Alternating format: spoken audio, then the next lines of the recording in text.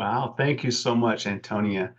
Appreciate you for opening us up and explaining some of the opportunities that we have here as we gather. Um, so good afternoon, good morning, everyone. My name is Cortney Yarholar. I am Sac and Fox, Pawnee, Otoe, and Muskogee Creek. I live in Oklahoma, reside in Oklahoma with my family, two children. I'm married. Um, Blessed. I was just sharing with somebody earlier that I'm blessed. I still have I can still say mother and father and grandmother. So very blessed in our life, and try to learn and grow, and through that knowledge and wisdom and love that we carry as family, and through our connections to relatives and relationships. And so hopefully we'll get to share some of that today in today's session, um, some example of that. But I welcome all of you today, and thank you for allowing us to be a part of your day. Also, I want to mention that we have another presenter. His name is Noel Frazier, who may be joining us. And just a little bit of information about him. He is Shinnecock, from the Shinnecock tribe, enrolled member. And he works within a school district. And he had planned to be here. He works within a school district. And he was helping with a crisis. So once in a while, those come up, and so he had to avert his attention over there. But he'll be joining us shortly. So when he comes on, we'll pause for a short introduction and fold him into the conversation. But I'm going to go ahead and get us started this morning. And again, we appreciate the invitation to share, to come, and to be with you today. So I know that all of you are doing some amazing work. Creator has put some thoughts, some passion on your heart, and given you some skills and made a way and a path for you to intervene and to support young people and families in your communities. And and then we get an opportunity to collaborate today and can hopefully continue to grow together. And so that's what we want to do. So I wanted to just share a quick agenda, kind of what to expect today.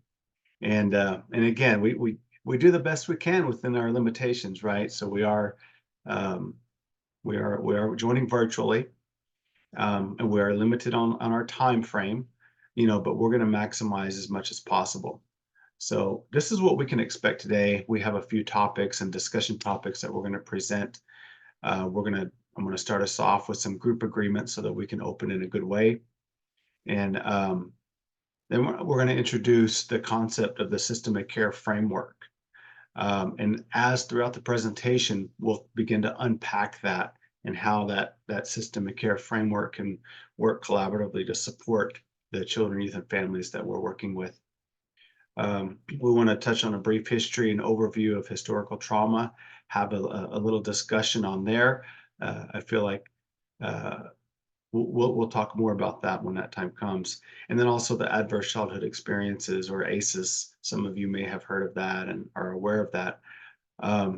And then we're going to move into our native ideas into action, and have best practices and things that we're seeing that are really working, and different approaches that we can use when we're working with our children, youth, and families. And but with that, we encourage participation. All right, for this to be a working session, for it to be fruitful for all. We know that we're presenting some framework here, but really we're going to be calling on all of you to help share your experiences, your thoughts and reflections. That's really going to help elevate our time together. But again, within our limitations, if we can go to the next slide, please. We have to try to set some expectations here. The group norms that are set for us within our virtual limitations is everyone is on mute, and it's of course to help facilitate the conversation. But we encourage you to use the chat box. Use the chat box and raise your virtual hand. Uh, I'm not for sure if we're able to unmute at this point, um, but we're going to navigate this space together. If you're able to share your cameras, please do so. I want everyone to participate, but again, participate at your own comfort level. I encourage you to take care of yourself.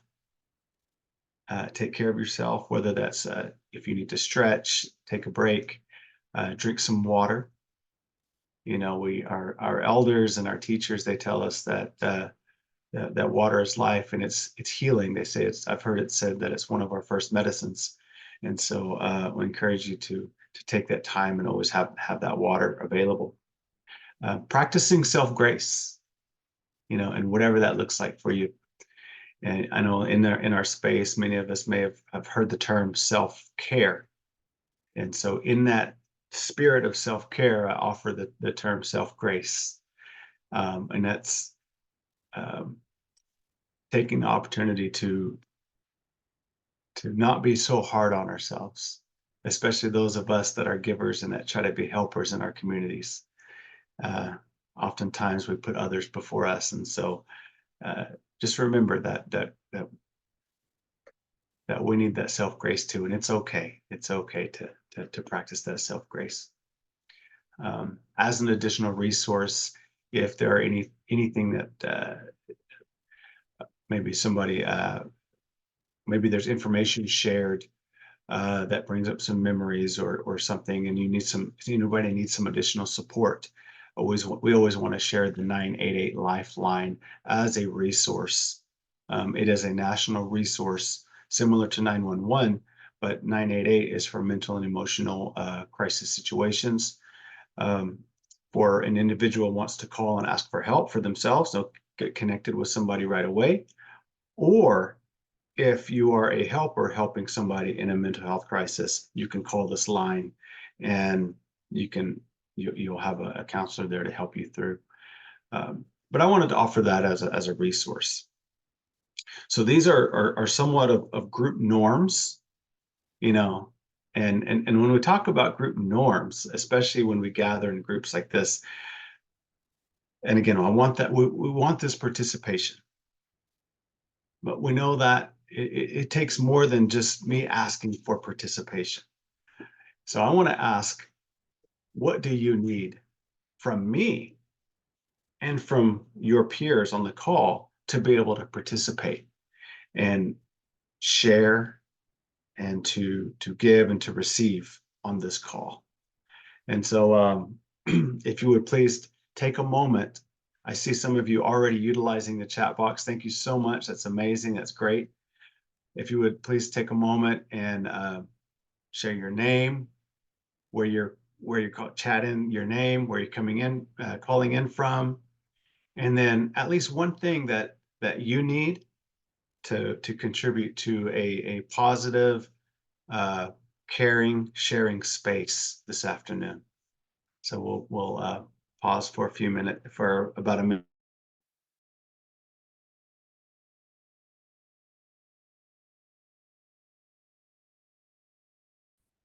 Your name, where you're calling in from, and something, at least one thing that you need to be able to participate and to feel safety and have a good space.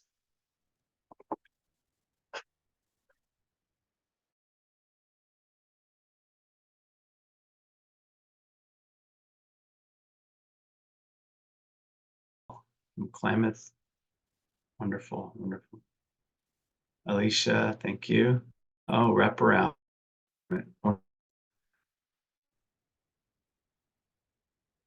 We'll maybe able to have share some experience and some knowledge and wisdom, and others as well.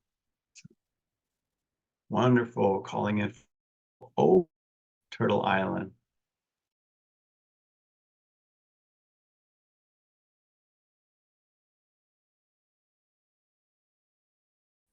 Oh, I see some of my fellow Oklahoma people on.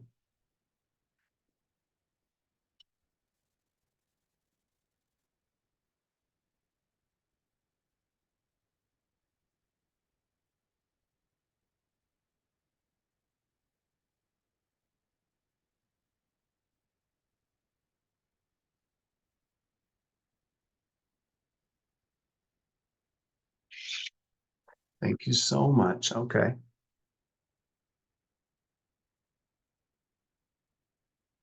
Well, thank you all for participating and for sharing a little bit about yourself and where you're coming from. Yeah. I see someone put in that we need grace, we need understanding and positivity. Wonderful. Yep. So our attitude and how we show up and how we lean in. Thank you so much. Humor.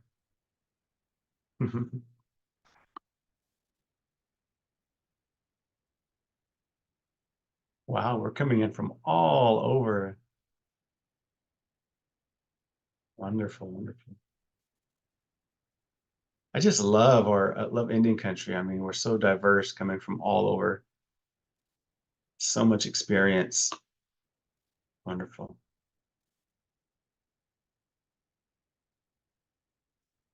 Michaela, yes, need to take a moment to breathe. Breathe in that air, right? That blessing. Um, breathe in that life. Respectfulness. Thank you. Great. Yeah, yeah, we need a lot. We need fry bread. Somebody needs to make some fry bread. So I believe the resource center will be sending. You should be receiving a package any minute now from the resource center with fresh fry bread. That's what I was promised. I'm just teasing. All right. Well, we can continue to add. You see that we're coming together like-minded with a like heart, and again trying to learn and grow together in this space so that we can continue to build our strengths, skills, and capacity and our confidence to support the young people and the families within our communities. So thank you so much. So we're going to move into our next slide, please. Now that we kind of talked a little bit about or had some sharing around our group agreements and agreeing how we're going to show up and support one another during our time, we are utilizing the chat box, right? But we can still listen with open ears. We can still come together and talk about these challenging issues. And there will be challenging issues that we're talking about that we're going to address. And I always like to share this slide. It reminds me of a story that I heard. Many of our tribal nations have lessons from our relatives. Not only our relatives, other that are our blood relatives, but our relatives of the four-legged and the winged. And one of those stories and lessons and wisdom that we get from our relatives, the buffalo, is that if you've ever seen a big storm on the open prairie, they can be very intimidating, be very scary. So the buffalo, rather than running and hiding, waiting it out, what they do is they gather together. They gather together and they charge that storm, right? And they charge the storm. It was told to me that they charge the storm because they know that there's calm on the other side. And so together they're stronger. And so together they charge that storm and get to the calm. So that knowledge and that wisdom of coming together and having faith that there's that calm on the other side, we want to carry that spirit forward today with our group norms that we shared, with our expectations that we have with one another. So that's how we like to start off today. And again, thank you for that. And I'm sharing this because we are going to talk about some challenging issues, some very hard topics, and that impact the lives of children, youth, and families, our relatives, and our communities. And I was actually listening to an elder talk this morning, and we were talking about we were using the term resilience, right? And he said, "Well, we can't talk about resilience without pain, you know." And so that's the honest truth. And so, but at the same time, we know that we're not out here alone and isolated to deal with this pain. And that's what this whole session is about. That's what the whole theme of our cultural knowledge is how do we come together and how do we approach these things, because that's our resilience, the act of coming together, the act of moving through these storms together. So, and it looks different for every community.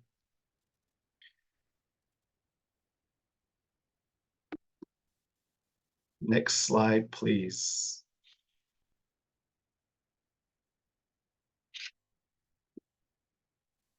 So I wanted to share a few key terms you're going to hear. They're going to come up throughout the session today. Substance abuse or substance misuse, some terms that we're using today. Refers to the use of alcohol or other substances. And, so these definitions, there's a lot of different definitions and the knowledge that we know around these terms. But you're going to hear them today. So substance abuse, substance misuse, we'll use those interchangeably at times. And then also behavioral health. Behavioral health is another term that we see referring to the state of mental and emotional being, choices and actions that affect our wellness. We're also going to hear the term historical trauma, and we're going to unpack that. And I see some folks on the line that have amazing experience and wisdom and insight into the healing conversations that accompany our understanding of historical trauma. And so I hope that we're able to share. Intergenerational trauma, we'll understand that, and we'll unpack that a little bit more. Intergenerational trauma is the transmission of historical oppression and its negative consequences across generations. Addiction, it's another term. Chronic relapse disorder characterized by compulsive drug-seeking behavior despite harmful consequences. And then we're going to talk about, you're going to hear the term trauma-informed care. That's referring to system level change, as well as how we practice that care on an individual level, one-on-one, and with families and groups. So it's a program, organization, or system that is trauma-informed. It realizes the widespread impact of trauma and understands potential paths for recovery. So we understand and acknowledge the role of trauma in somebody's history. And with that, we also want to introduce, it's not a key term up here, but we also want to introduce the term healing-informed practices, because that's really what comes after our understanding of being trauma-informed. Is it helps us, positions us in a way where we can begin promoting and supporting that healing-informed approach.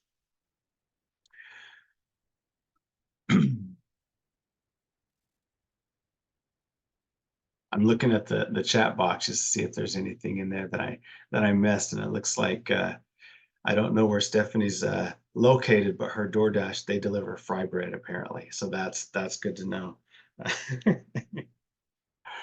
All right.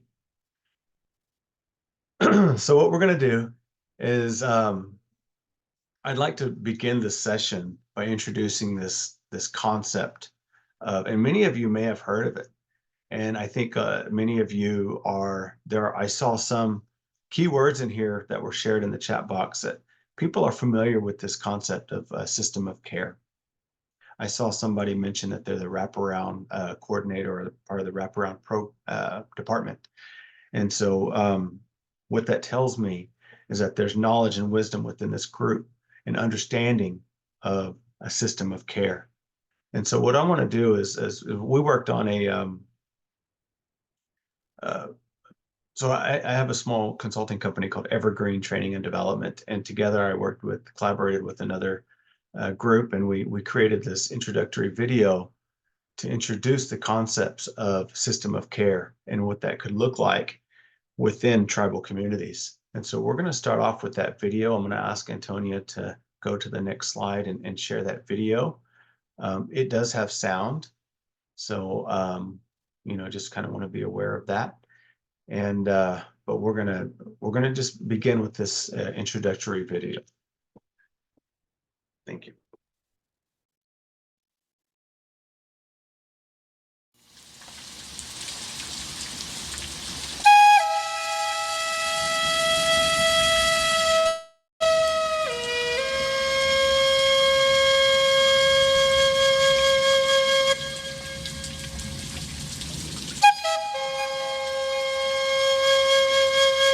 Tribal nations are diverse with many different structures. Many have clans, bands, townships, rancherias, pueblos, and adoptions. For many, tribal nations have societies. Societies have been an important aspect of tribal life. They are groups of people within structures that are identified by their role in the community. Societies always serve a specific purpose. There are often behaviors and expectations in which they uphold. They work together and often operate as one unit. These groups keep our tribal ways going so we can be a strong community. Historical examples show us that there were many societies and some are still active today. There are warrior societies, peacekeeping societies, hunting, healing, social, and drum keepers, story keepers, fire keepers, societies to keep balance and harmony, and more. All societies have a purpose. All societies have values and principles that guide their actions to fulfill their purpose. We are grateful to some of the Lakota tribes who have begun to revive traditional societies as a way of providing care and support for the community's healing and wellness. The non-native world calls this a system of care. Many native communities understand system of care as a society of care. And like traditional societies, the system of care has values and principles to guide their actions. These values and principles are not new for tribes. The concepts are rooted within our worldviews, where everyone in the community is valued and works together for the common good. Let's first take a look at how system of care is defined, and then we can talk about what this looks like in tribal communities. A system of care is a coordinated and integrated teamwork approach. It is designed to help individuals who are at risk of mental health or other challenges. It helps them and their families live healthier lives at home, school, work, in their community, and throughout life. There are 3 core values and 12 principles that ground a system of care. Family-driven and youth-guided means that the youth and families are equal partners in leading out their healing journey. This value is intended to empower the youth and family in their healing by putting their strengths and needs in the center and helping them make choices. They become a partner in determining what services and supports will be the right fit for them. After all, healing looks different for everyone. Like shoes, they may all do the same thing, but there are only a few that are the right fit.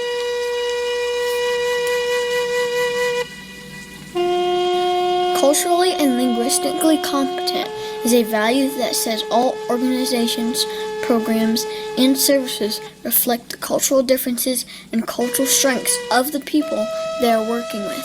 This means that the rules that govern the programs and the coordination of the program and services must be a meaningful and purposeful experience that reflects the youth and family's culture.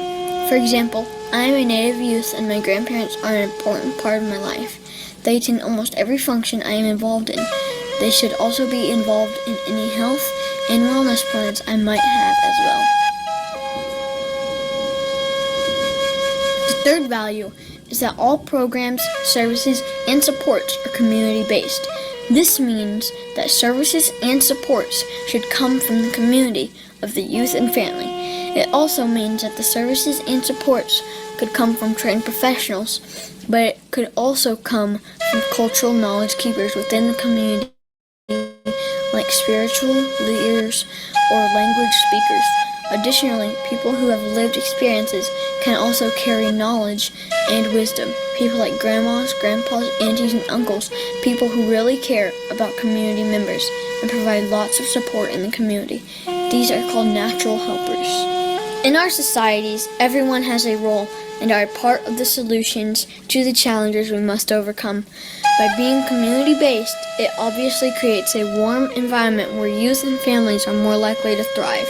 Some may say a structured yet less restrictive environment. When many work together with one vision and mission, we are powerful like those traditional societies with meaning and purpose. When we coordinate and integrate services and support using these three core values, our system of care will create paths to healing and wellness for youth, families, and our community today and for generations to come.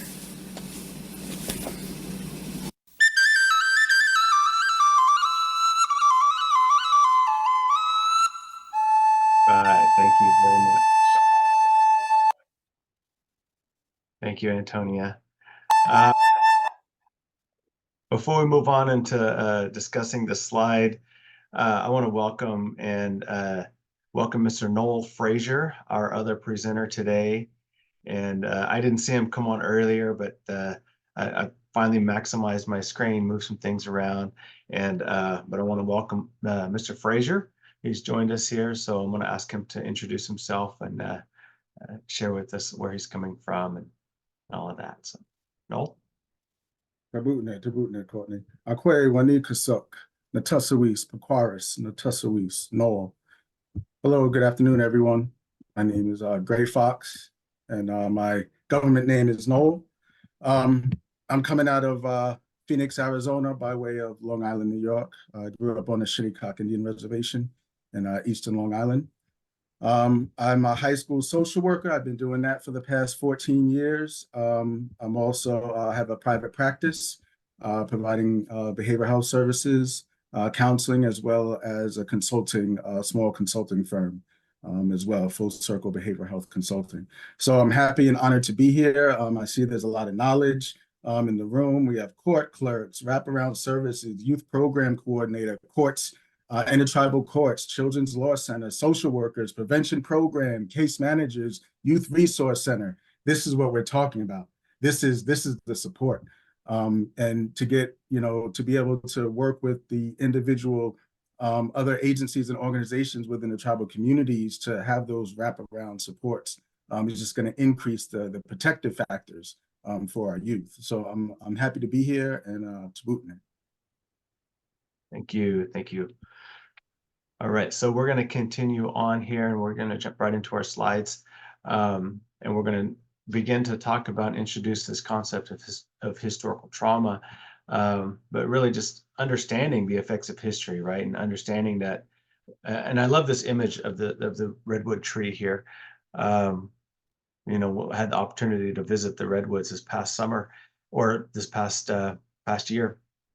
And, it was, they're very, they really stand out and they stay with you.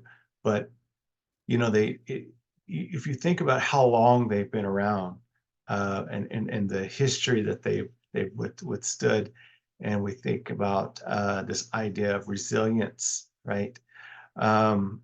So they can go through a lot and they can experience a lot of different things, but that history does impact and affect today, the communities today, and our families and our youth. So history plays an important role in who we are today, especially in terms of historical trauma. And we know that groups, different cultural groups, ethnic groups have experienced a lot of different collective traumas, from slavery to relocation, immigration, all kinds of very challenging issues. But right now we're going to talk a little bit about some of the major, we're going to look at a timeline. If we can go to our next slide, look at a timeline of historical events. These are just a framework of major historical events that moments in time that had significant impact on American Indian, Alaska Native populations. And again, we see these different periods playing out throughout history, going back from 1865 all the way to even that we see how they're impacting today. We'll talk a little bit more about boarding schools. Maybe we'll get into sharing some different experiences. But again, we wanted to offer this as a big snapshot and a timeline of moments in time that contribute to very traumatic experiences collectively for our Indigenous populations. Mr. Frazier, did you want to add anything to this? No, not at the moment. I mean, this is, like you said, it's a good snapshot. So, I know a lot of us, we're well aware of it, but just, I think putting it in this perspective and context, just helps with the visual. Thank you. Right. Before we go to the next slide, I do want to read the definition of historical trauma. It's a collective group trauma experience from some historical events. It's cumulative emotional, psychological wounding across generations. And we must also mention that Dr. Maria Yellowhorse Braveheart is the one who coined that term and began that research and utilized this terminology and really set us in the direction to begin to understand historical trauma. And so I always we definitely have to mention her name.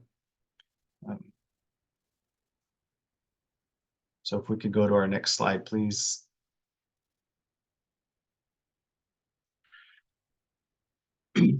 So when we talk about historical trauma, I've been blessed to be in a lot of different conversations and listen and observe. Dr. Maria Yellowhorse Braveheart talks about historical trauma, not only in the why, why we have to understand it, right? And it's so that we can understand the different significant moments in time that impact who we are today, but also so that we can begin to understand some of the behaviors, maybe negative coping skills, negative behaviors, thoughts, different things, so that we can begin to unlearn those and relearn and reground ourselves in our cultural healing. So that introduces this idea of healing informed approaches. But so that's why we use the terminology healing and recognizing and healing from historical trauma. It's not intended for us to get into a discussion of who had it worse or woe me, but it's really intended to identify, hey, we didn't just show up like this. We didn't just get here. Like, this has been a cumulative experiences that have built on one another. And so today we see different responses, trauma responses, both cumulatively as well as individual. And so that's our understanding of historical trauma and why we address it and why we talk about it. It also introduces other things that Dr. Maria Yellowhorse Braveheart introduces, as well as others, is that this idea and concept of unresolved grief. And I always take a quote from White Bison, Will Bryady, some of the curriculum. One of their elders said, so many things happened to us in history that we didn't have time to heal from one trauma before another occurred. And so when that happens, when it's like a wave, right? When it's continuous waves, you don't have an opportunity to heal and to relearn and to ground and to center yourself and pass on those good things. We collectively, groups of people can become stuck in those trauma reactions and inadvertently pass those on. So that's how we begin to understand it. And I know there's others that can speak more eloquently on this. And I'm sure, and I know that there are some folks on as participants that could also add to the conversation and speak very eloquently. I've seen some names on here that I recognize. But Noel, was there anything that you'd like to add? Just really the behaviors. That's what we're talking about too, with this, like you said, with the healing and recognizing historical trauma. So there's a reason for the behaviors, why we respond, right? And as far as trauma goes, there's 4 responses. We have fight, flight, freeze, or fawn. And fawn is, if you think about the Bambi, the baby deer. And with specifically with our youth, we're going to see those responses, whether they're pinned in a situation or physically in a corner. That you're going to see one of those responses. We have experienced those responses ourselves. So when we're looking at restorative practices and healing practices within the court systems and our youth support services, we have to take that into account and not look at the behavior, but what is the need? Not looking at and focusing on the behavior, but what is the need of that youth? What do they need? Mm-hmm. That simple question can open up a whole lot of other opportunity for dialogue. What do you need? Yeah. Also want to mention another aspect of this when we learn and start to unpack and understand historical trauma. We mentioned unresolved grief, but also there's this other concept that accompanies it called what we call disenfranchised grief. And that's when you don't really even have opportunity to speak out loud and to share that, hey, I'm struggling here. This is hard. And when we see society, we see policies, we see our society throughout time has really not allowed opportunity for our tribal communities to express and to even acknowledge that there's been grief and unresolved grief. And so that's what we know as disenfranchised, and that surfaces and manifests in ways of, one small example is, if you've ever heard of, well, just get over it, right? Or that didn't happen to you, or, those kinds of comments that minimize the situation.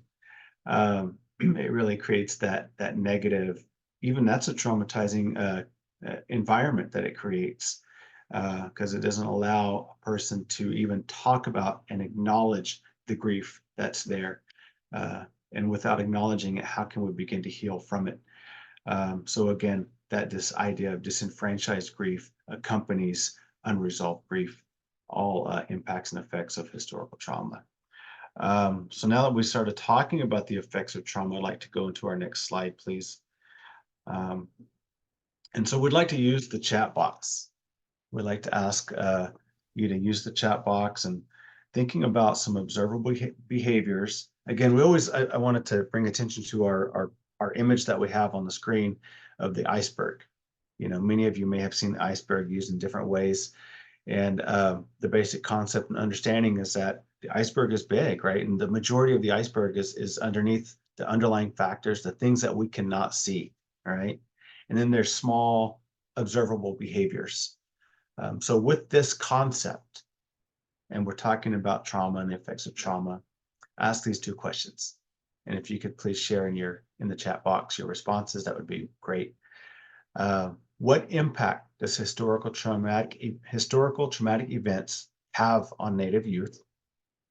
And what impact does individual traumatic events have on Native youth? I got myself mixed up in my words. I don't know if I read that right. So our first question is, what impact does historical traumatic events have on Native youth? So we're thinking about these historical events. And then what impact does individual traumatic events have on Native youth? So we see that there's a difference there, the historical and then the individual. So if we can get your thoughts and reflections in the chat box, we would greatly appreciate that. And think about it possibly from, any clients or youth that you work with that you've seen coming through a system or a program, or reflect from your own childhood. As far as if you've experienced any traumatic events.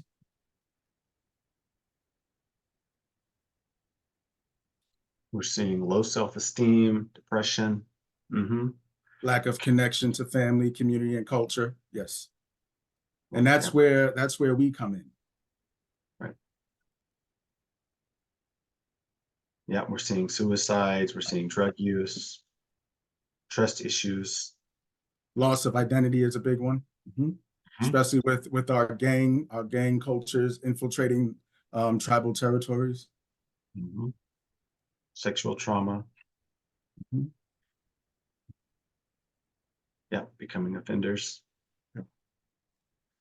All right, so we can keep adding, but I think we're going to go ahead and move on for the sake of time. We're going to move into our next slide.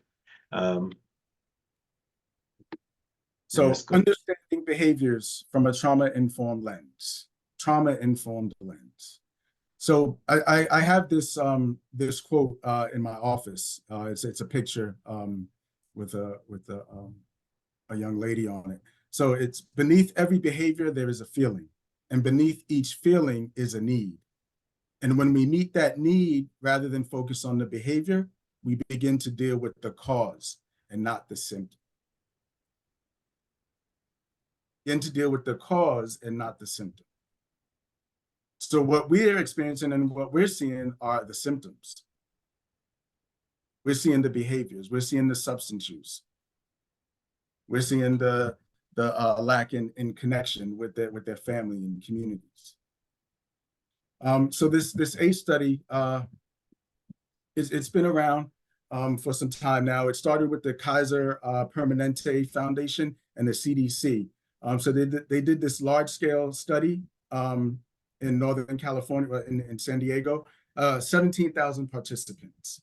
And what they did was they provided 10 questions based on childhood, adverse childhood experiences prior to their 18th birthday. So what that would look like is early exposure to family violence, abusive treatment or witnessed abuse, neglect, alcohol, drug use, separated or divorced parents, and various other traumatic events or situations that can lead to health-related issues, social problems, risk-taking behaviors, and even a shortened lifespan. So essentially what the data showed was that the more adverse childhood experiences, the higher your ACE score was, you were more prone to developing more health-related issues, such as diabetes, high blood pressure, cholesterol, things of that nature. Yes, some of those are hereditary, but because of the lifestyle and what they've experienced can cause to other health-related issues. On top of the behaviors, the substance use, truancy, going to school, things of that nature, increased promiscuity at an earlier age. So I just wanted to share this because this is a good foundation as far as just the ACE study and putting in perspective and helping others to understand that if you have all of these factors or all of these traumatic events that's happened to you prior to your 18th birthday, where your brain is not even or is not fully developed or function or at its full capacity, that you're trying to process what you've been through. Mhm. So to help others within the system to have a better understanding of what this youth has been through up until the point that they've come across your path or come into your office for services. So when we think about services, we don't want to come from a punitive lens.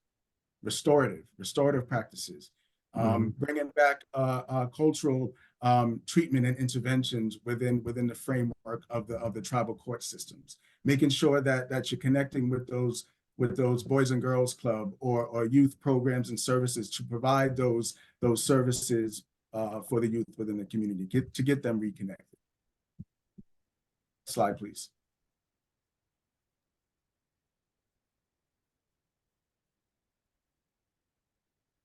If you could just click on that, or are we able to pull it up just to view it? Thank you.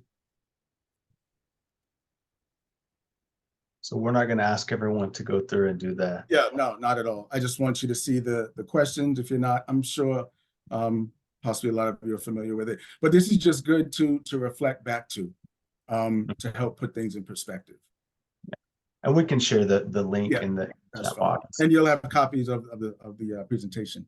Next slide, please. Oh, here we go. Thank you. So again, prior to your 18th birthday, Did a parent or other adult in the household often swear at you, insult you, put you down, or humiliate you? Did a parent or other adult in the household often push, grab, slap, or throw something at you? Did an adult or person at least 5 years older than you ever touch or fondle you, or have you touched their body in a sexual way? Tried to So actually have oral anal. So you get the gist of the questions. And for me, with just showing humility and full disclosure, I'm at like a 7 on my ACE score. and again, it doesn't necessarily mean that it's an opportunity to gauge to get an idea of the Yes. possibilities, and so that's the ACE score is used in a lot of different ways, but it's really intended to help us identify where things may be coming from and what we can do to begin to help ourselves and others as well.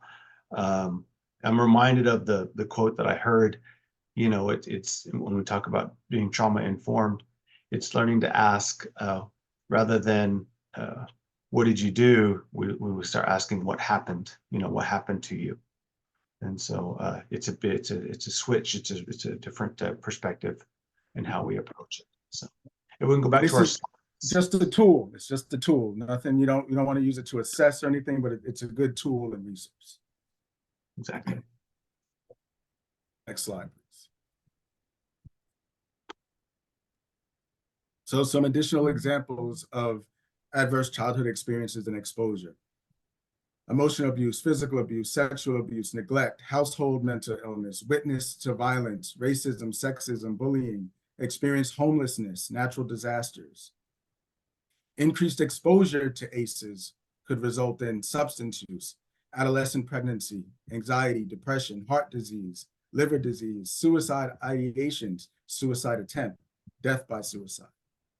Is there any other examples that anyone has experienced or that's not mentioned that would fall under either the adverse childhood experiences or the increased exposure to ACEs?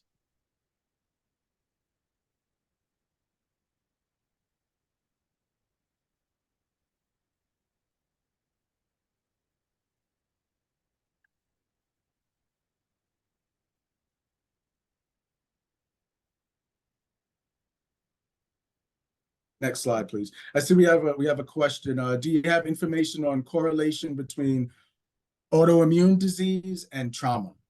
We have a resource that can look into that, and this is part of it right here that just came up. So thank you for that question. Runaways, homelessness, yes. Mm-hmm. And yes, there is a resiliency score. Great question. There is, because they realize similar to with the historical trauma and more of a healing informed practices, with the adverse childhood experiences, yes, there's a resiliency tool that came out not too long ago as well. Yes. And then let me add to that. It is very deficit based. You're right. Yeah, and just let me add to that there's a lot of there's some work that I'm hearing going on where people are, some fantastic researchers, native researchers are doing work on resilience, on the resiliency score, beginning to really unpack and try to understand the impact of culture in that healing and that resilience. So it's work being done, but there's definitely more work to do. So. Mm-hmm. And yes, I agree. It doesn't account for historical traumatic experiences. It's not all inclusive. It's a good tool, but there are, there's definitely some room for improvement. But this is more of a baseline, the ACE study and the scores. So the SAMHSA created this Treatment Improvement Protocol 61. It's a pamphlet, a booklet. And we have that resource for you as well, but it's very lengthy, a lot of data and information in there specific to behavioral health services within Native communities and tribal communities. So this is just a very small snapshot of some of the information and what's being shared.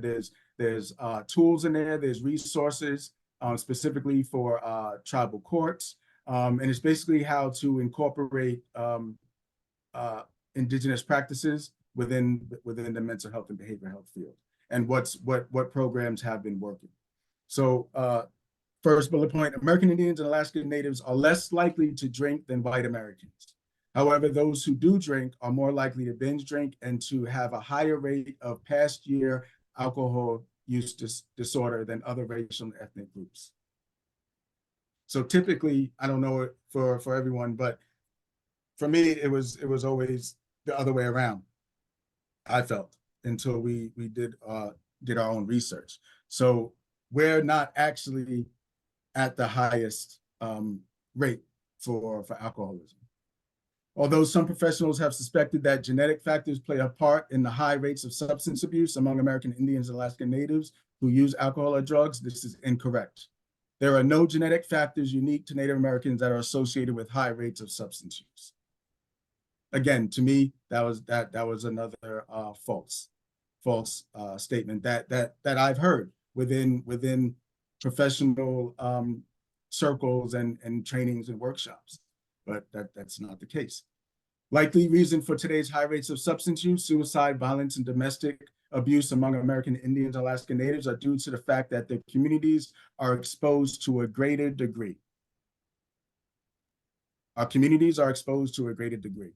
That's the key factor there. Mm-hmm.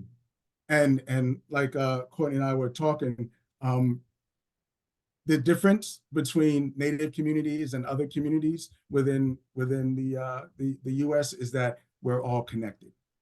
Mm-hmm. And when something happens, like a overdose, alcoholism within the tribal community, everyone is impacted, everyone is affected. Yeah, so let me just kind of add another couple of points, going back to even our first, that what you just made, connecting it even back to the first bullet point. That is, one of the misconceptions we always heard, that there's Native Americans are all alcoholics, but we're learning now that that's not true. However, I was, the way I heard it within, I believe it was a White Bison, Mr. Don Koya shared that because of the connection and tight-knit relationships of our tribal communities, even if there's one, then it has a larger impact. It impacts the community. And so we may have less people that are addicted to a substance, but the impacts are greater because of those connections and those tight connections. So that's one way that I heard it explained. So I always think that that's interesting. I always want to share that. And then also to our second bullet point, I know that we say that there's no genetic factors at play with regards to substance abuse. However, we are learning, and there is some work around epigenetics and the impacts of trauma passed on throughout in the change to the genes. And so, but we're not going to do that presentation today, but we know that work is being done. And so I encourage you to look into that as well. Yes, good point. Mm-hmm. Next slide, please. So where do we go from here, right? So it is very deficit based. I want to mention that it was mentioned earlier in the chat box, and we are taking I think about it, to understand this, we're taking that deficit-based approach. But at the same time, we're understanding that, wow, there's a lot of places that we can go in terms of healing, and our communities are really leading the way. And so we call this section our emerging attitudes. Community heals community. We believe that success is possible. And the community's most valuable resources are its own people. Tribal traditions, spiritual values provide a vital resource. Traditions and values, they must be renewed. And so I'm going to say it like this. It was shared with me that through elders and mentors, and even some that are on this call, the answers lie within. The answers lie within the individuals through that innate wisdom of the human spirit, but also they lie within the community, within the families. And so there is wisdom held within our cultural knowledge and understanding. And so we'll kind of mention that a little bit and talk about it. And want to invite all of you into that conversation. But that's where we're heading with the rest of our conversation here. Next slide, please. As we talk about the cultural strengths of the community, you know, and I introduced this video of system of care or society of care, you know, in terms of we think about it in that systems level programming type development. But really, when you begin to unpack and learn about these principles and the guiding core values, those are they're very grounded in traditional cultural understandings that found within many of our tribal communities.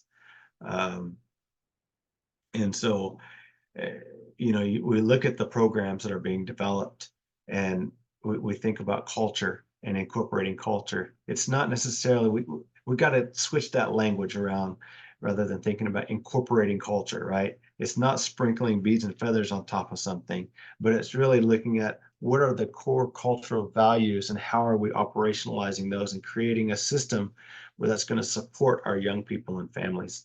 And that's how we connect to that, what we call cultural competency. Is it makes sense, right? So that's the kind of approach that we're talking about when we're talking about being utilizing the cultural strengths of the community. Next slide, please. So when we're talking about utilizing the cultural strengths of the community, we're also talking about utilizing those, increasing those protective factors, right? Because when we think about that public health approach or these different approaches, we understand that what we're trying to do is we're trying to decrease those risk factors and increase those protective factors, you know. But to do that, rather than going somewhere shopping around and finding protective factors to place in a community, what current protective factors are there within this community? What cultural protective factors keep our community strong? And so with that, I want to introduce a few of the native ideas into action. To do so, what we want to do is we want to invite all of you to enter into the chat box. We're going to take about 30, 45 seconds. Ask that you enter into the chat box. What are some strategies that your program is doing to promote protective factors and to help keep communities safe? And what protective factors are currently within your community and the organization? So just share with us, if you will, some of the strategies that your program is promoting.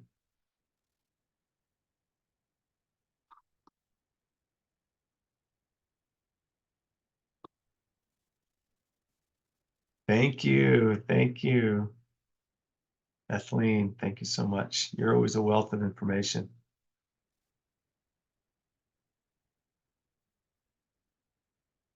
Connection, including all relevant stakeholders in conversations about case planning and goals. Yes, yes. The cultural activities, connecting community members to culture. So that connection piece, right?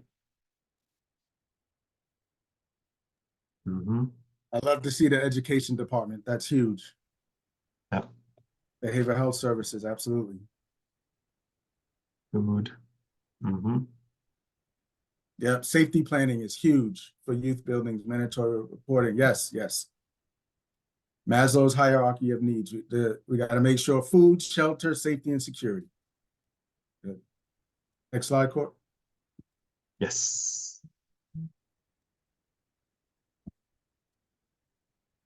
So I always like this quote and like to share. Dr. Fixico shares, a native psychologist. For the present, the indigenous way of seeing things like traditional Indians is incongruent with the linear world of science. So the linear mind, it looks for cause and effect, but the Indian mind, it seeks to comprehend relationships. So that's really what we're beginning to do with some of these things that these strategies that you all shared within the chat box, is relation-based strategies and approaches to help support our young people.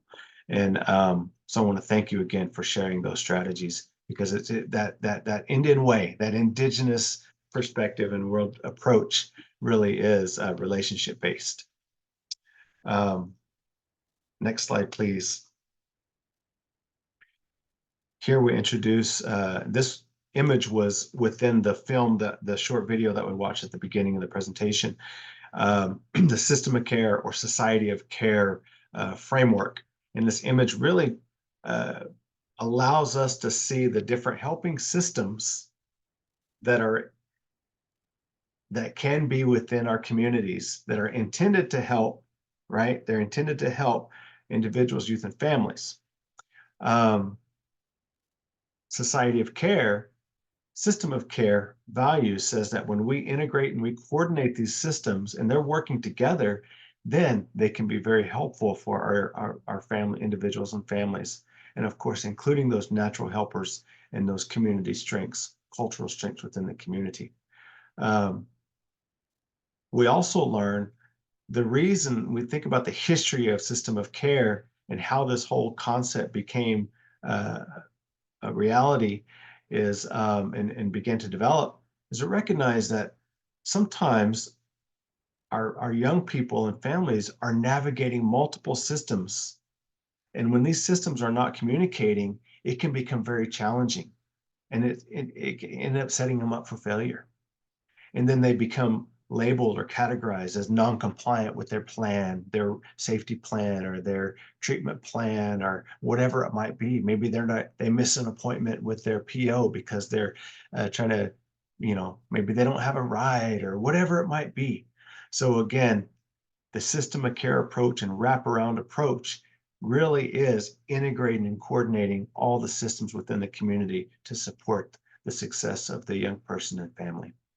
Putting the young person and family in the They middle. could be preparing for a sweat or a coming of age ceremony. They can't coordinate with their probation officer. Yeah. And I think that this image too is important to highlight that we have to stop operating in silos.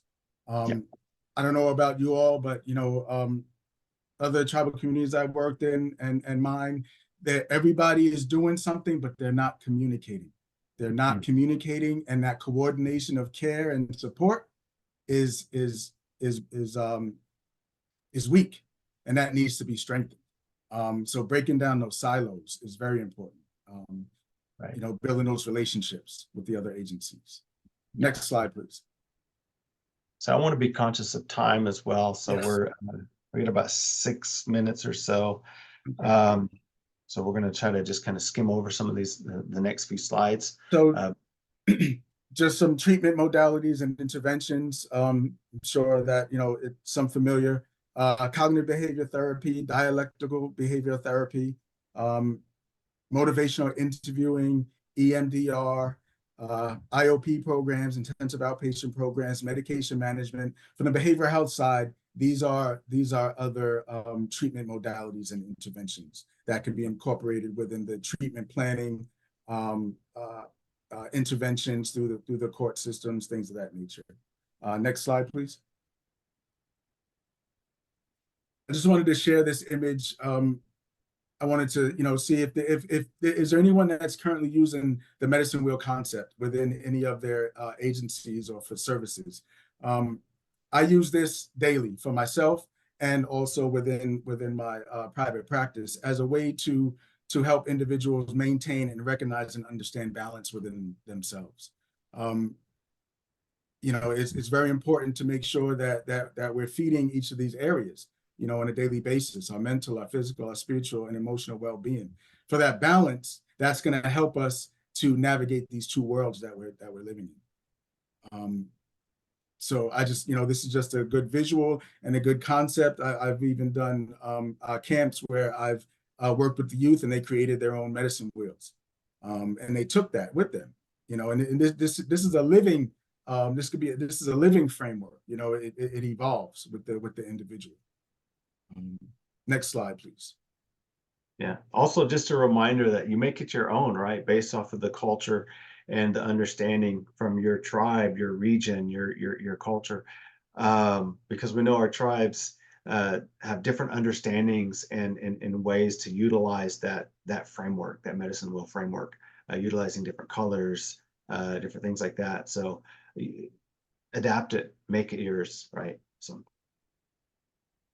just wanted to mention that. Some examples, definitely not all inclusive of prevention and intervention programs, just some general nationwide.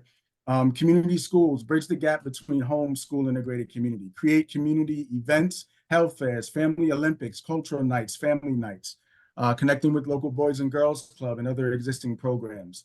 Implement restorative practices, talking circles, healing circles for the youth, individual, family, and group counseling. Behavioral modification, case management, health and wellness education, family support services, life skills, intensive outpatient programs, positive behavior intervention, the PBIS, the framework that's in the school systems, wellness courts. According to the National Drug Court Resource, a tribal healing to wellness court is not simply a tribal court that handles alcohol or other drug abuse cases. It is rather a component of the tribal justice system that incorporates and adapts the wellness concepts to meet the specific substance abuse needs of each tribal community. Wellness courts. And then gathering of Native Americans, GONA. So again, this is by no means all inclusive or exhaustive of all the resources, but we just wanted to give a couple that are well known. White Bison is another one that Cortney had mentioned, as well as Motherhood and Fatherhood is Sacred. We do have a resource page that I think we're going to get out to everyone as well. Yeah, we'll put together a resource page, and so we'll get that sent out to you as well. Next slide. Okay, so what I really want to do here is acknowledge, kind of taking a big step back, right, and acknowledging that that things are connected, right? We're interconnected with our histories, our past, our where we are today, and we even begin to look into our present. I mean, into our future, right, into the future generations. But acknowledging the connection and weaving those connections. You know, we use a lot of different analogies and images found within our cultural understandings. We have baskets, we have rugs, you know, there's a lot of different concepts of weaving. Many of our tribes have spider stories within their origin stories. So I wanted to present it in this way. Yes, our histories. So the thing about the spider web, right, is when they're very strong and they're all connected, but when one part is touched, it affects the whole web, right? You pull on one side, it's going to pull on the other, that kind of thing. So we see our red words that we have here. We recognize that our parents, grandparents, our ancestors' experiences impact who we are today. An example is urbanization, unresolved grief, boarding school. But there's also the positive things, right? The resilience. We see the resilience. We see tribal knowledge, learned behavior, right? It could be positive. It could be negative. Still, it continues to impact who we are today. So understanding where these behaviors come from and learning, regrounding ourselves in those cultural values and knowledge and understanding is an opportunity that we have. So again, this is just intended to weave those connections and understand not only the negative, the positive, but really understand how we're all connected. And again, our medicine wheel in the middle represents that individual and that balance, as well as the family and the community. But I have a question for you all in the next couple of minutes, because I think we still have a little bit of time. I know we got to do some evaluation or some survey, so we want to leave time for that. But I have a question for you with this concept that all things are connected, right? So we've talked about historical trauma, and we begin to talk about collective healing. So my question is, what is collective healing? What does that mean to you? What does that mean to you, collective healing? What does that mean to you? You know, what could that look like? Those are the conversations that I'm interested in us having and talking and supporting and carrying forward. Because when we can begin to imagine this idea and this concept of collective healing, we can begin to put strategies around those, right? And we're already doing so. We've already identified a lot of different things: safety planning, culture camps, all of these different things. But what does it mean? What does it mean to you when you hear this term collective healing? So if you take about the next 30 to 45 seconds to add into the chat box, I would greatly appreciate that. I think that's going to help us all open our minds and open our hearts. When a person receives healing, it impacts all of us. Mm-hmm. Thank you, Ethelene. Ethelene, I don't know if you know it, but you've secretly, silently always been one of my mentors that I respect tremendously. So All the people who love the person getting together and working together for success from all sides. Nice. mm-hmm.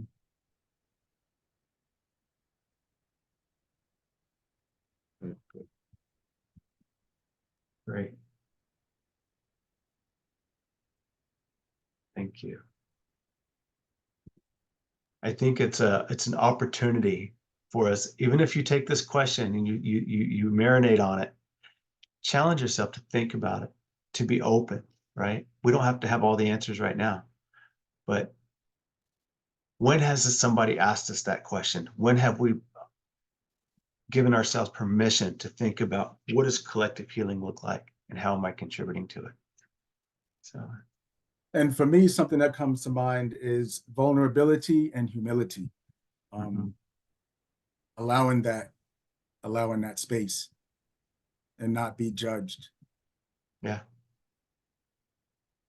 You know, for me, it's one thing that occurred to me is we don't have to learn the hard way. I think sometimes we think we got to learn the hard way. We got to go through it. I know, speaking from personal experience, you know, we don't have to learn the hard way. We can be mentors to one another. So share our strength and our weakness for unity. Yes. Thank you so much. Strengths within. Okay, so it looks like we have about a minute left. So I just want to thank you. Thank you for allowing us to share some time with you today and share some concepts and some thoughts. Noel, did you want to say anything, and then we can turn it back over to Antonia for our ending survey?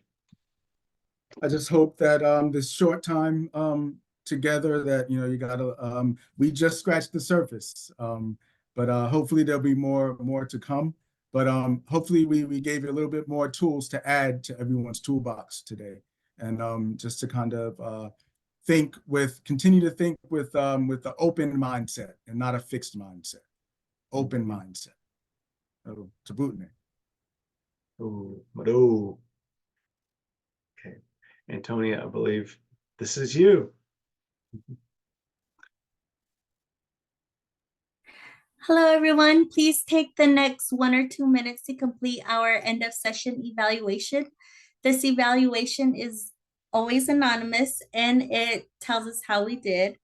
And it also helps us with future online learning events.